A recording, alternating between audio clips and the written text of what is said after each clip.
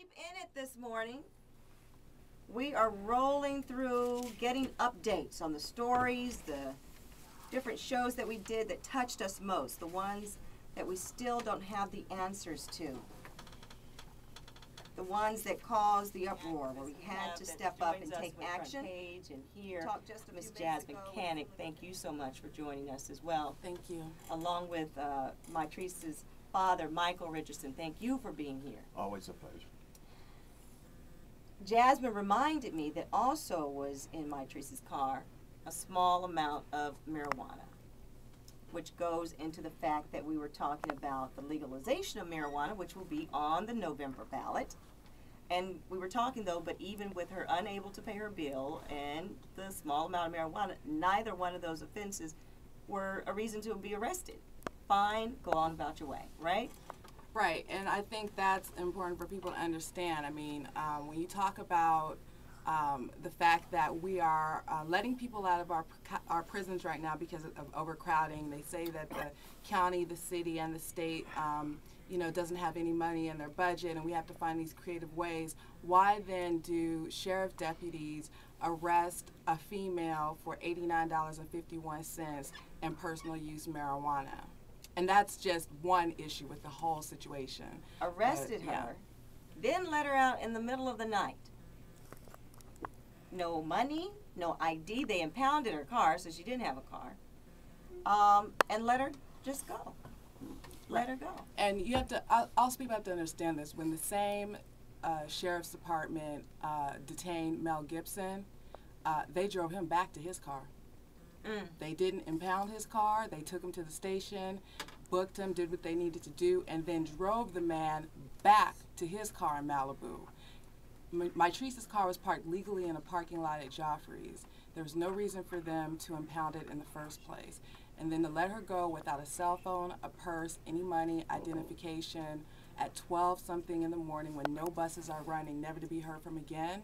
I do not understand why black people are not marching in the streets when they can find the bodies of two white girls hours, days apart from each other. The FBI got involved within hours of their disappearance, minors or not.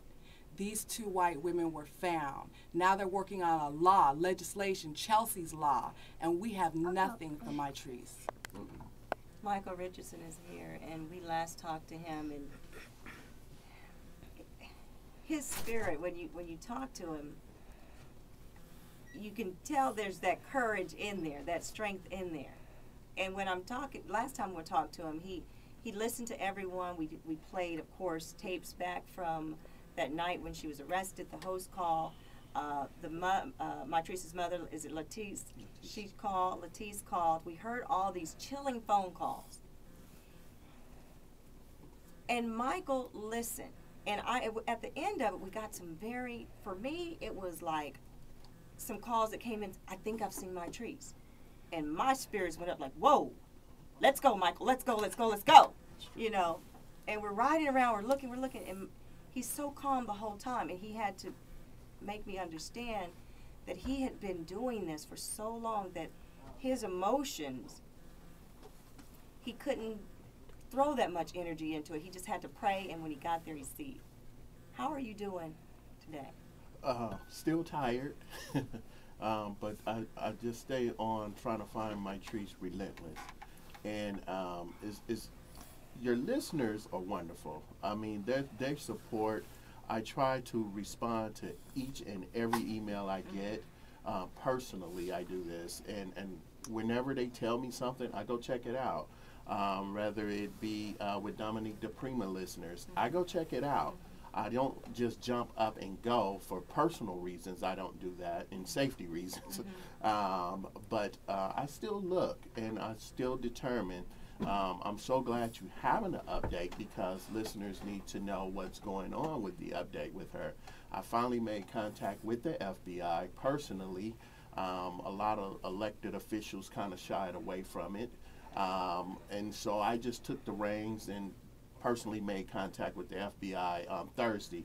We're setting something up for this week to meet and talk.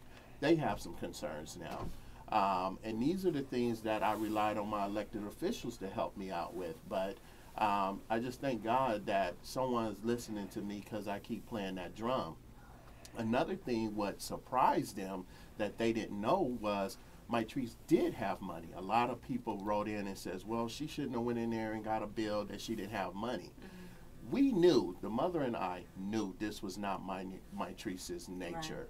Right. But LAPD expert doctors and witnesses said that Mitrice did have a mental breakdown. This could have been brought on to many of life issues. And Mitrice had a lot on her plate, you know, working, going to school, entertaining, having a life, just graduated. It seemed to me that she just went into overload.